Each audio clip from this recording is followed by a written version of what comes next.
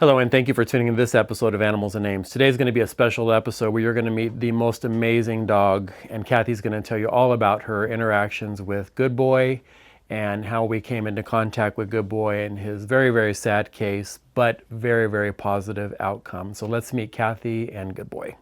Hi, I'm Kathy Pike. I'm one of the animal control officers here for the City of Ames Animal Shelter and Animal Control. Today I have Good Boy with me. So we're going to kind of give you a story from start to finish, which it's not finished yet. He still has so much more of a story to tell. But this is Good Boy, and how he came to the shelter here was Officer Lisa Bricks and I were called out by a citizen that said they noticed a dog laying in front of a mobile home trailer over there on Southeast 16th Street, and said he didn't seem right, wasn't sure what was wrong with the side of his face, the way he was kind of holding it, but that the dog wouldn't move. So we went out. When we found him, he was a little bit alert, but not quite paying attention to what was going on. We did find that he had quite a bit of blood coming from the left side of his face here. We could see that he had a hole right here on his head, and that he no longer had a eye. It was just kind of sitting on his cheek. So kind of gross. So we hurried up, took him to Pet Medical Center. That was the closest veterinary hospital, and they were willing to get us in right away, take a look at him. He couldn't stand, so we did have to get him on a stretcher and carry him in to the van and to the Pet Medical Center for the vets to be able to look at him. As they were checking him over, they also thought that maybe they should take an x-ray just to be sure what all they were dealing with. Based on the trauma that was to that side of that left face, losing his eye, as his globe was, like I said, sitting on his cheek, they determined that it was kind of above what they would be able to do there, at least with as late in the day it was, because this was around 4 o'clock in the afternoon. Hey, Good Boy. Here, done. And so they decided that we would be transferring him to Iowa State Veterinary Hospital for their emergency section to be seen. Before he left, though, they did take x-rays there just to see if what their thoughts of a bullet hole being to the head was possible. And they did find bullet fragments on that left side of his cheek near his eye socket there. Hey. So we were transferred to Iowa State. He then stayed there for the evening while they continued to evaluate him, have him on some strong pain meds, and then they clipped and cleaned and looked at everything extensively. Next day, he had CT scans to check to see how bad the trauma was there, and soft tissue took over his care. That would have been on Wednesday. We picked him up on Tuesday. By Thursday morning, they had him prepped and ready to go in, I believe, for surgery that day. And surgery went great. They said it was going to be a little bit difficult because the soft tissue damage and the whole eye socket and just kind of everything there just makes it for a little bit challenging. But they said he did great during surgery. He was a really good patient for them. They actually said he was probably the best patient, easiest patient that they had there. Most trauma, but easiest patient to handle because he's really just a good boy. He got the name just because Officer Bricks and I, when we were out, that's all we kept saying to him as we were handling him and trying to look him over, was just, you're a good boy, you're a good boy. So when Iowa State asked us when he was being transferred, they needed a name, we just said, well, we've been calling him Good Boy. And he's been nothing but a good boy. So that's how he kind of got the name there. It was just something quick and easy to kind of put on for him, but he definitely lives true to it. He stayed at Iowa State over the weekend just because of the stitches that and the trauma that he has. We just wanted to make sure that he was able to recover fully and be able to eat, drink, do all the things that he should do without having anything happen to that side of the face. In the kennel environment, it can be pretty stressful, but also we didn't want him to get nervous or anxious here and potentially, hit the kennels or something. Staff's not here all the time like they are at the veterinary hospital to be able to monitor him. So he stayed there.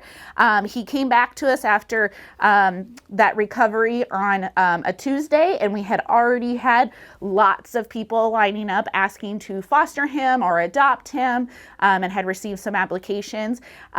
We did select his foster mom because she is very good about handling animals, especially with special needs. She has 3 other dogs in the home and has previously adopted from us before, some special needs dogs. And so she expressed a huge interest in him, and we know that she is really great at making sure that these animals will want for nothing. And that's what Good Boy deserves, is to not to have to want for anything. And she takes really good care of them. So she came, met him, he met the other dogs in the home, they did great together, and we actually found out quite a bit about him too, just within the few hours of him coming back from the hospital, just how smart this guy is. So somebody spent a lot of time with him.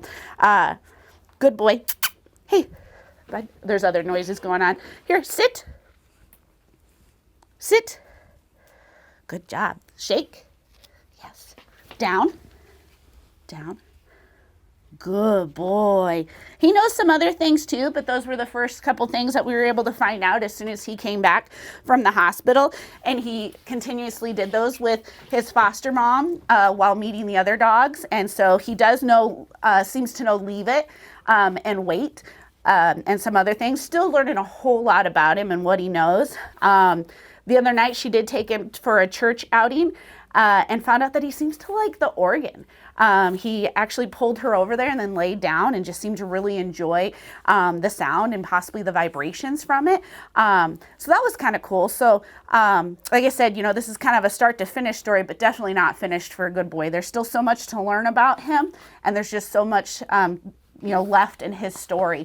And thanks to the community for stepping up and helping us be able to pay for those bills at Iowa State. Still ongoing.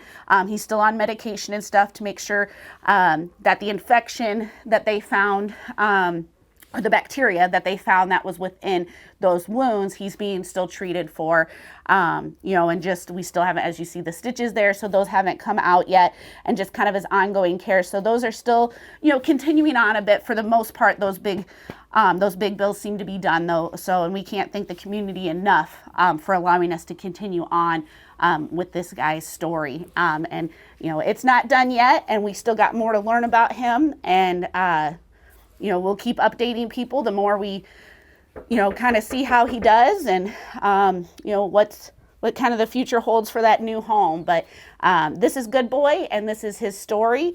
And yeah, you can check out our Facebook page for all the other pictures and stuff as well. Such an amazing story, and I can't thank Kathy and Lisa enough for going out and saving this guy's life. And of course, the person who reported him initially. If we didn't get that phone call, it's very likely that Good Boy wouldn't be with us here today. It was so cold, and just the horrific crime that was committed against him. But, I can't stop but think about the amazing people that helped to save his life. All of the donors that stepped up and came forward and said, whatever we had to do, it didn't matter. Whatever you have to do, save Good Boy's life. So we're so thankful that we were able to do that. And again, we couldn't do that without your support and your donations. Everything that we received to help pay for his care and the ongoing care that he's going to need, we are so thankful.